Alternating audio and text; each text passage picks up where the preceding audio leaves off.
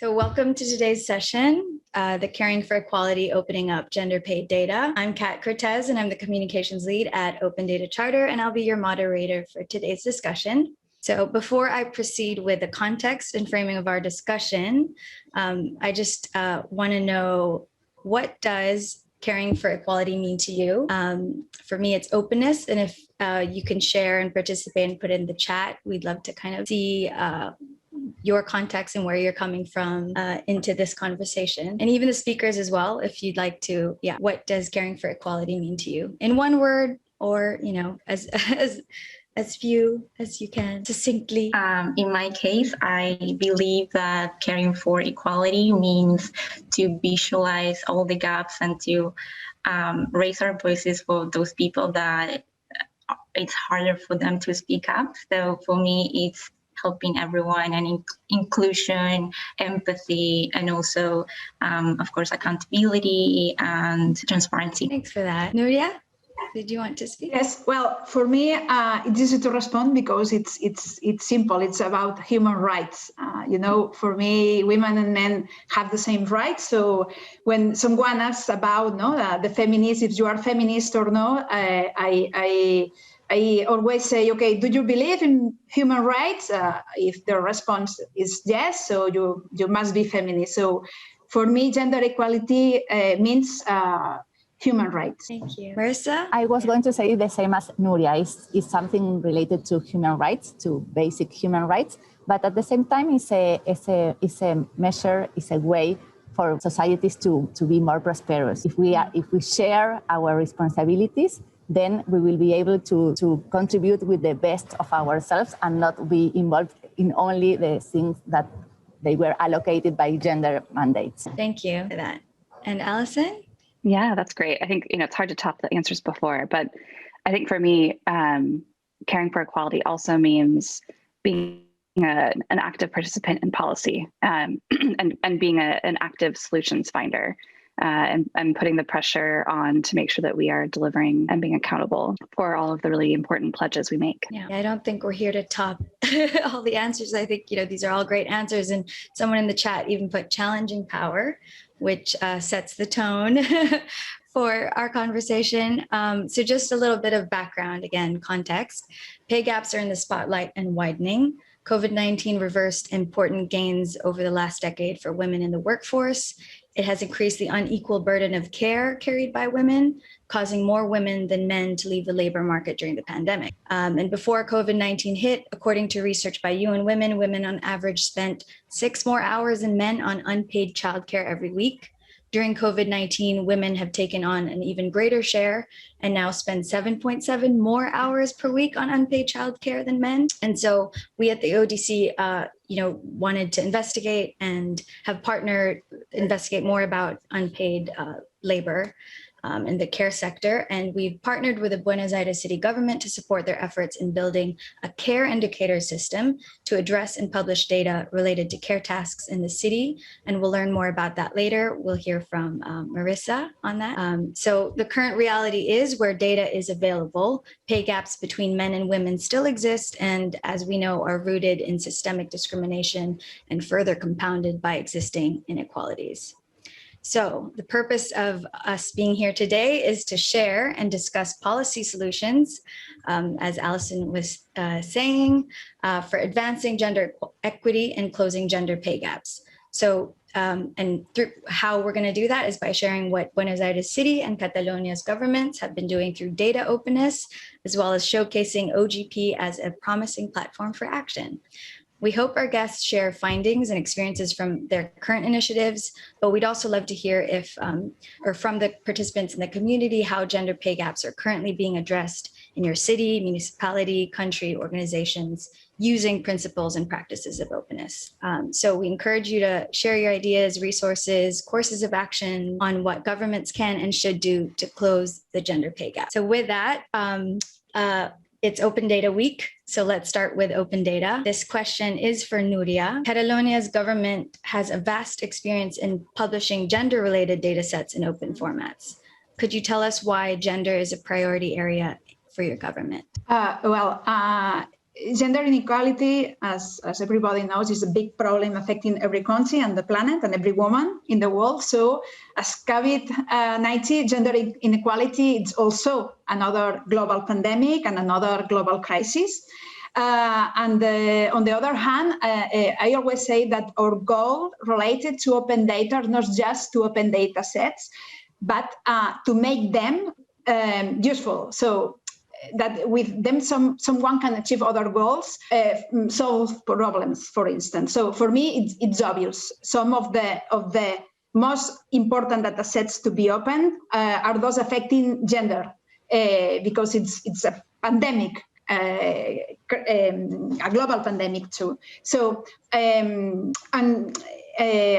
everybody around the world has understood how important is to have data to analyze, to assess, to solve the COVID crisis. But unfortunately, that doesn't happen the same way with gender. So I think the COVID crisis has showed the value of data, the power of the data, the need of data, and we must take advantage of it to call for the openness of other fields such as gender. So for me, if you ask me why we choose gender, in fact, gender never was a choice. An option. It was always a priority. It is a priority. And maybe because I am a woman, I am very, very aware of the importance of having data to solve problems and gender problem. So data, to have data related to gender, it is a key priority in my agenda and in the agenda of the government of Catalonia. I like that. I like that you say it's not a choice. That's not brilliant. a choice. And so how do you engage with the community with open data? As I said, working with open data, the goal is not only publish data, but to make the data useful. So our final goal is that data is used to have impact on the society. And so for this reason, it is important for us to gather feedback from the civil society, and in particular from specialized collectives, as in this case, as feminist organizations, working with data in order to ensure that we are providing the data and the services that they need. So, and how can we do that? And I think that the key is to be very close to these organizations, to this local community, asking them for collaboration and participation in the decisions with them. Well, in fact, that is open government, to the deliberation, to the participation with the citizens. And it's important not just to allow them to participate in our discussions and in our debates, but also to take their opinion seriously in consideration. And moreover, and all of this help help us to harness this knowledge, these insights that they have, not to take advantage of this collective intelligence to improve the public policies. So it's an advantage. Thank you. That actually, there's a good question with that on participatory, participatory government, and just, I'll save my questions. I have a lot. But the next one is for Agustina from Buenos Aires. Buenos Aires, hi. Buenos Aires, tech difficulties. Buenos Aires city government launched a data visualization challenge this week, aiming for people to share on social media their analysis from the gender data sets in your open data portal. Can you tell us a bit more about that and how it's going? Of course. So to give you a little bit of more context, we have a data portal, open data portal called BA Data. And so I work in the open government team, and one of our main goals is to engage people in using the data, because as Nuria said, it's not only important to put the data out there, but also to make it useful and to really engage people, to elevate the public debate and to have this back and forth with the community and with the citizens. So we're always looking for innovative ways to engage the society.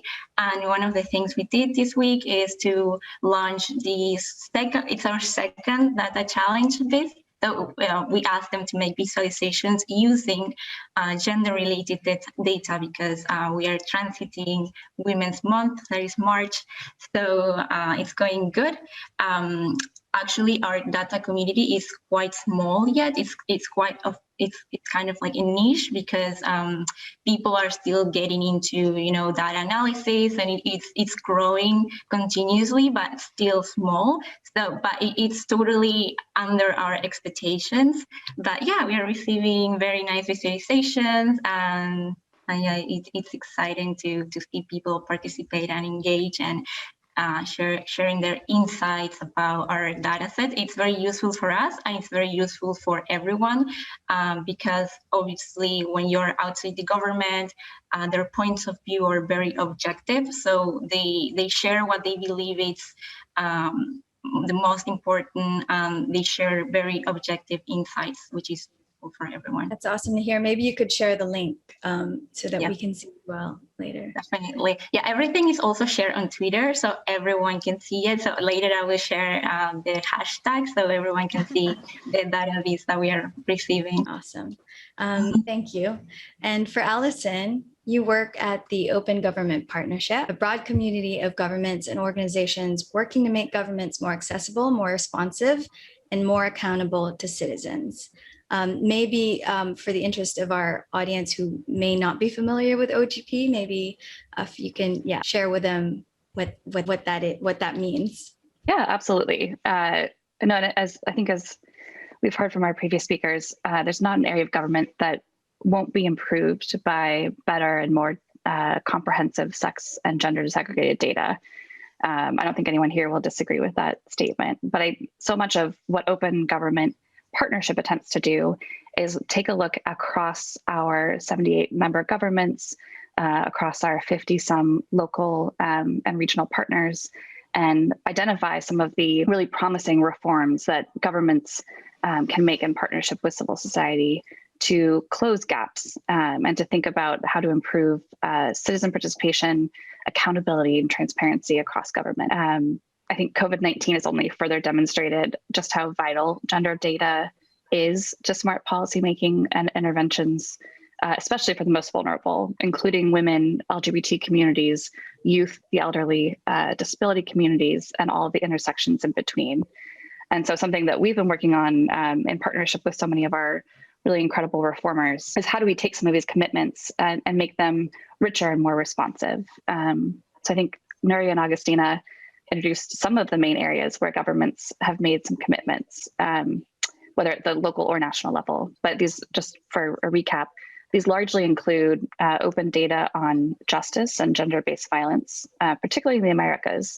So Argentina, Ecuador, and Uruguay all have some really exciting interventions around opening up data on gender-based violence in partnership with academics as well as civil society and government. We also see a lot of commitments around public service delivery, so health, education, and childcare. So like in Mexico, these are things that are typically thought of as kind of peripheral to economic reforms, but we know are critical. And increasingly, we're also seeing some reforms in environmental and natural resource governance spaces in partnership with some kind of global partners like the extractive industries, which also has a good connection into kind of broader economic and participation. But I think most relevant to this discussion, there are quite a few commitments that include economic reforms like participatory budgeting and open contracting, like we see in Kenya. And I have to say, I feel like a broken record, but open contracting remains one of the most exciting areas to me. Government contracts or procurement can account for something like 10 to 20% of a country's GDP, massive amounts of money. And this is especially critical in trying to advance economic reforms, especially for women-owned businesses who can get a piece of those contracts. And that's within the government's mandate to be able to identify. And so that's something where open data especially can be really helpful. We also see some exciting reforms like in Canada, where part of their commitments for this last action plan they wanted to make government budget and spending information easier to find and understand, which I think if anyone has looked at a government budget, they're not always easy to understand and certainly can be hard to find. So they use the gender disaggregated data to carry out a gender-based analysis of their budget to assess how groups like women, men, and gender diverse people are impacted by different budget expenditures and tax measures. I'll just end by saying, I think commitments on disclosure of gender data sometimes lack specific information on why gender disaggregated data is needed and how the data is going to be used. So we talked a lot about the use case a few moments ago. And so I think we innately know that there's a lot of really rich use for data, but it can be helpful to explain whether it's for internal learning and policy improvement or external use and accountability for civil society. So this is one of the many areas for improvement moving forward, including stronger commitments with a focus on the pay gap. That's awesome. And I guess before we step into our second round of questions that tackles the pay gap through open data more closely, Allison, could you share if there's like an upward trend of, gender commitments or at least inclusion among governments? Yeah, absolutely. And I think it's important to say there have always been champions on gender and inclusion in government and civil society throughout OGP's 10-year lifespan, including really important champions like Buenos Aires and Catalonia. But I think historically it's been pretty organic and uneven across the region. So a lot in the Americas, fewer in Africa, for example. And we've certainly found more traction in the past few years with the introduction of the Feminist Open Government Initiative and some really considerable political will from leaders within the open government community to make sure that we're genuinely delivering for all citizens and being inclusive of a more diverse group of actors. So I'm happy to report that right now, gender is the fastest growing thematic area for OGP governments, which is huge. It's great. And it's been a huge uptick in the last 3 years, basically. But we still have a ton of room for growth, of course, which is why it's really vital to have discussions like this that explore new areas and keep the pressure on for governments in partnership with civil society to keep delivering on ambitious gender-informed reforms. Thank you for that. And so now we'll dive deeper into the pay gap through open data. And I think Nuria can share a little bit more about how that can be. So Nuria, what's the view of Catalonia's government? Well, actually, you've shared a bit of this, what the view is in opening up gender pay data, but what is the state of gender pay data right now? And what are the next steps? What's the future looking like? You're muted. Sorry, right. In Catalonia, we are taking a holistic approach to tackle the publication of gender data, not just specifically related to pay, but related to all the subject topics that can help to fight gender inequality. First, we are following a transversal approach, so consisting in adding the gender perspective in all data set where it is possible. We have included in our data quality guidelines to check if it is possible to segregate the data by gender, no matter what the data is about. So if I can put information about sex and gender, it is mandatory. So in this way, data users and specialized organizations will be able to analyze all our data from a gender perspective and combine data sets from different topics. And secondly, we are also in some vertical initiatives. So that is, we look for some specific data sets and indicators and make our best effort to make them public. So to identify which data sets have to be made public and how to prioritize them. So to do that, we cooperate with specialized entities and organizations, as I mentioned before. And in fact, we have elaborated a report in collaboration with people from public administration, but also from civil society. In this report, we analyze and detect those indicators which can be useful to improve and to assess public policies related to gender in areas such care work, sex violence, health, and also what we are doing is to detect which data we need to calculate these indicators. So, and just also for the next steps in Catalonia, well, the idea is to open more and more data, quality one, and also we think that it's important to work deeply in standards. Thank you. That sounds like Catalonia is in advance. So if there are people in public service here who are interested in opening up data, I think Nuria is someone that you can talk to find out. I'm very blessed to help. Thank you. So, and then now my next question is for Marissa. Marissa is also from the Buenos Aires City Government, from the Statistics Bureau, who has led several projects to open up gender data. And I want to ask, so what are the biggest challenges in collecting these types of data? And could you tell us a bit more about the care indicator system, which I know was based on or inspired by the gender indicator system? Okay, well, the main challenges in terms of collecting this type of data is I can distinguish three main limitations.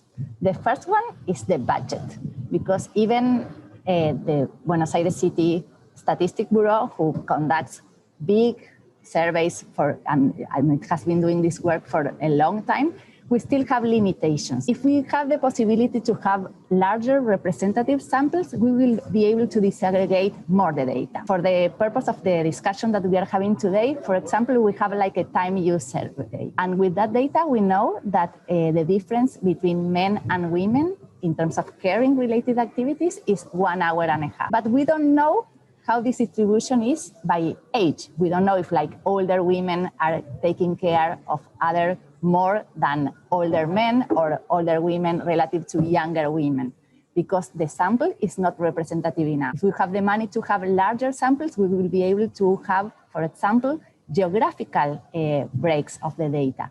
And this for policymaking will be very important, because we will be able to see where care-related needs are more acute. Then I can see another limitation relating to technical expertise. Nuria was referring before to the need to have standards, and that Catalonia is moving towards that direction. And this is very important for registry data, for data that comes from administrative records. In the Buenos Aires city government, we have many directorates producing a lot of information, and generally, and more often, we see that this information is disaggregated by sex. But still, the way that they produce that information is not accurate enough. So we need more technical expertise on that regard. And finally, I think that we have to improve our instrument for collecting the data. You were referring to the gender indicator system. This has been a very huge and important project that has allowed us to improve a lot in terms of policy making from a gender perspective. But still, the data is disaggregated by sex. Our surveys allow us to collect information for people who identify themselves as men or women. We do not have surveys or instruments that ask for gender identity. And I think that this is another limitation for improving the way that we collect the information. Our next census, that is going to take place, hopefully, if the pandemic allows us, in November 2021, will for the first time, will ask people to identify themselves through their gender identity. And this will be really a step forward in terms of producing and collecting a better quality data. Then you asked me about the care indicator system. Well, this is a project that we are in the process of conducting it, thanks to the funding that we receive and the partnership that we are building with the Open Data Charter and with the Open Data Institute. We are in the process of first defining what we understand by care. You know, care is a very ample concept, and it includes from like thinking about care, like how we will organize care, and this is something that surveys do not measure, to also like self-care. How do we care of ourselves? So right now we are in the process of defining to making an agreement, a consensus about what we are going to understand by care. And later we will find the indicators that will allow to see how in the city of Buenos Aires care is organized. We know for the moment that we are going to have like 4 axes or 4 angles to measure this organization. And it has to do with the main institutions that provide the care, and these are families on the one corner, the government in the other one, social organizations, and the private sector. Within each of these axes, we are going to include the perspective from the providers and also from the receiver. But we don't have too much information more than that. We are studying a lot. We are partnering with an academic in Spain who is guiding us through this new journey. And we hope that in 2 or 3 months, we will be able to share with you some of the indicators. Thank you. And again, maybe we could share links to the resources. I know that we've written a blog about the first part of the project, so we can share that. But very good points on the limitations. Money, of course, everyone knows that as a limitation, but technical expertise is also something I think that tends to fall behind. Data upskilling, is kind of a buzzword in the data space, but it is very important. So yeah, Marissa, all those points, 100% agree with you. Thank you. And now for Allison, you shared a little bit more about the commitments that exist.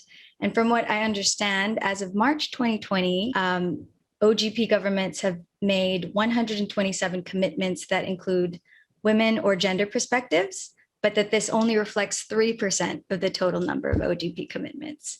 And it's even fewer specifically address issues of sexual identity or orientation. So why is this so? Why is this so?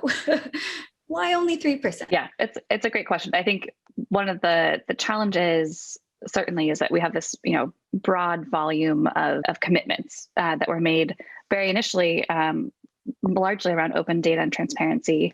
And those were, I think it's fair to say, pretty gender blind. And so we're catching up. In the past few years, I think the stats look much, much better. So it's something like 35% of the most recent commitments. So if you look historically, it looks really rough. And there's, don't get me wrong, there's so much room for improvement. But I do think it is increasingly part of the DNA. And I do think, part of this too is, the strength of open government is that commitments can look very different from country to country, and they should be country-driven or locality-driven in partnership between civil society groups and governments. But I think some of this too is, getting into the conversation and making sure that we're not overlooking some of the really critical pieces of data that help to inform and improve the ambition of commitments. And so it's something that we've been talking about a lot in the last couple of years. Thank you. And what does an open pay data model commitment look like? If you can share more about that. Yeah, it's a good question. I think we've only seen a couple in the universe of OGP commitments that specifically touch on pay transparency, economic transparency when it comes to specifically around gender. And so I think there's certainly a lot of room for kind of blue sky thinking around this. I think the goals certainly need to remain smart. So target interventions that are measurable, so they can be monitored and achieved in a 2-year timeframe. I think anyone who has worked on policy or advocated on policy knows 2 years is very short.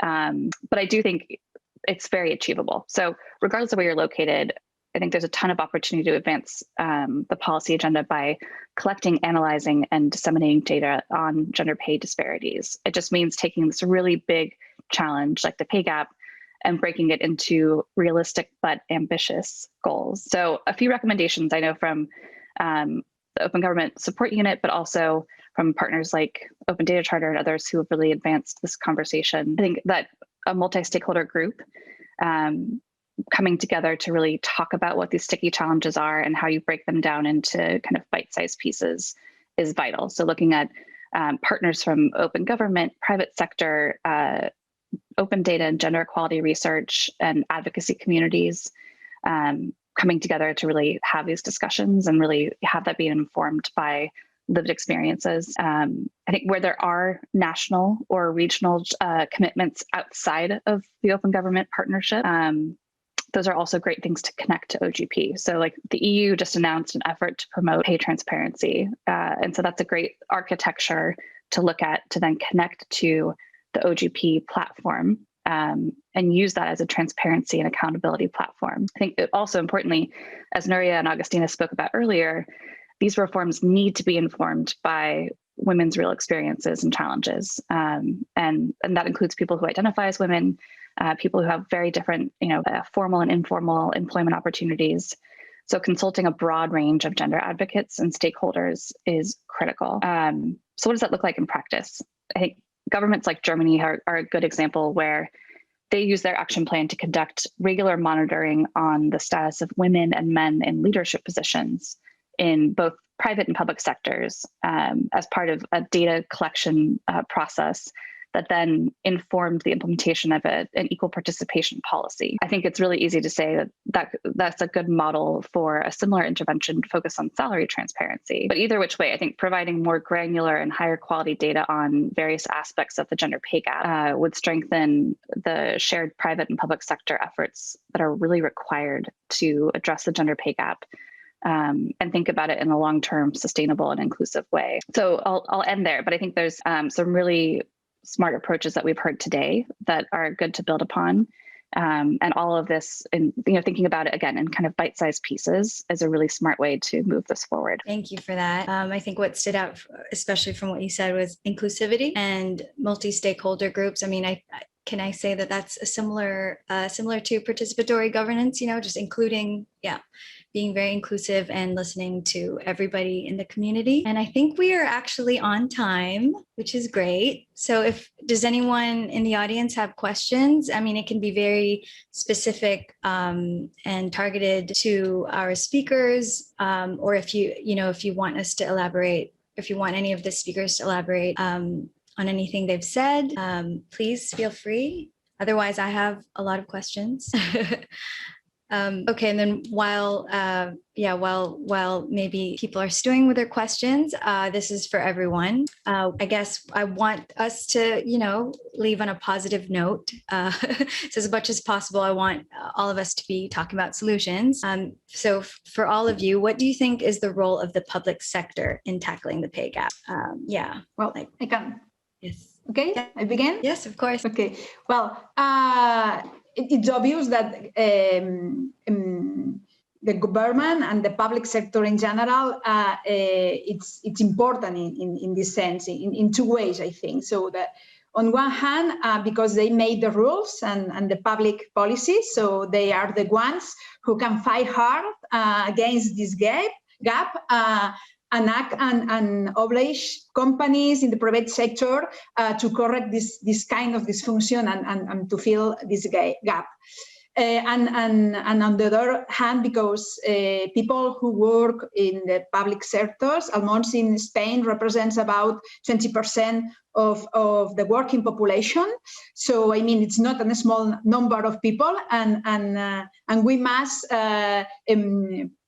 practice with what we say, what we preach. So I think that in public sector we have to be brilliant and excellent in this sense. Thank you. I think that's a really important point. Just to lift off, I think the model opportunity with the public sector is massive. So I think being able to demonstrate how it's possible, how it's done, to take some risks in a supported way, and be able to use those learnings to then share back with the public sector, with the private sector rather, so that there are some opportunities to say, we tried this, here's what we learned, this was a challenge, here's what we did, and be able to use that in a kind of non-profit sense, I think is really vital. I also think, of course, the accountability factor is huge. The role of the public sector in saying, this is something that's important, this is something that we all agree is a public good, and a public need. And so we're going to set some architecture around this. We're going to set some goals and some markers, and then we're going to hold you accountable, and we'll help you along the way.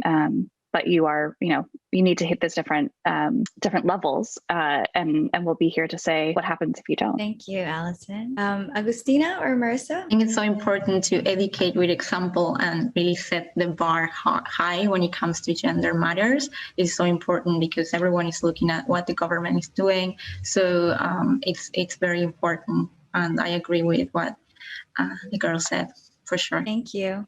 And Marissa, I think, because you come specifically from statistics and data, what can you say from that perspective? I'm sorry, I had a bad connection and I was not able to listen to the question, but I was listening to the...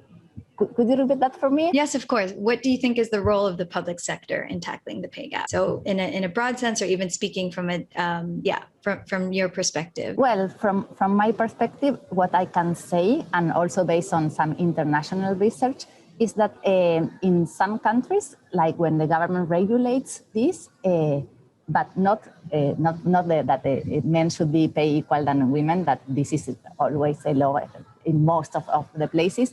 But the experiences from the UK, for example, or from Germany, where they are encouraging and it is mandatory to report the pay gap with data that is then publicly available. This is in some cases showing some effect in terms of the decrease in the pay gap. This is not something that every country can do, or even, for example, I'm speaking from like the subnational perspective. We are not allowed to do this because our constitution does not allow a local government to pass this sort of regulation. But what is proved, and the Open Data Charter has produced a very important document on that regard, is that when information is available, women and men are more informed, and then that you can put that information into value and show and use that in your favor. If you know how, just to give an example, how much money doctors are making in the private sector, you can negotiate that better when you are negotiating your salary. So as much information is available, and as much this information is understandable, and this is the role of all these NGOs gathering here, to translate this information into useful and usable information for citizens, for people, then there is the power of the data, to use this information into your favor, to claim better conditions, more rights, and also more services. Thank you, Marissa. That goes back to openness, openness and transparency, which is great.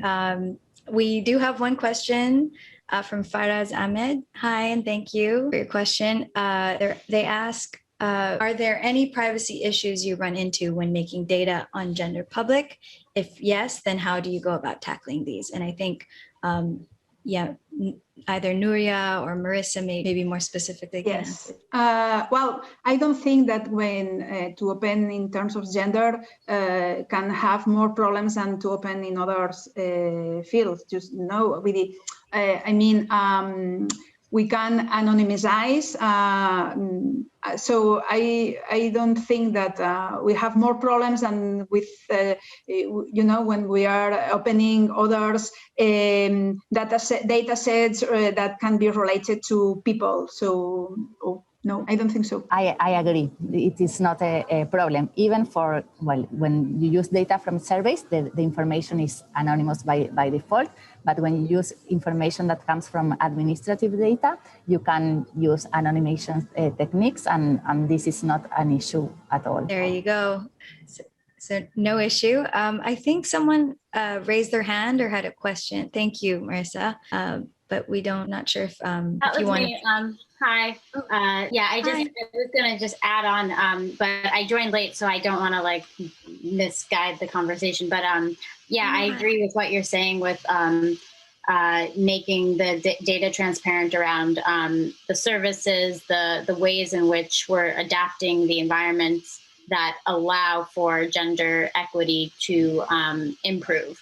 So what are those metrics and what needs to take place especially in the workplace so that when gender inequities occur, we know that it's not just a matter of changing the pay, but it's actually changing the system and our cultural and societal structures that don't work for most half of the world.